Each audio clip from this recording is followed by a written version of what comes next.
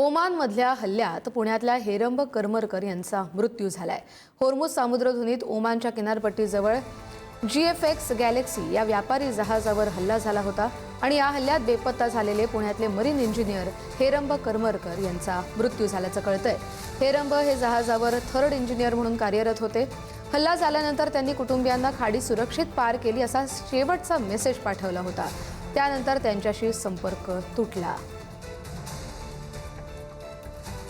याच संदर्भातले अपडेट घेऊया आपले प्रतिनिधी ज्ञानेश्वर चौतमल यांच्याकडून।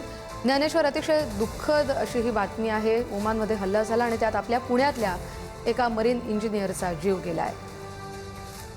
अत्यंत दुर्दैवी अशी घटना म्हणावी लागेल। ओमानमधल्या हल्ल्यात पुण्यातल्या हेरंब करमरकर यांचा मृत्यू झाल्याची माहिती समजते।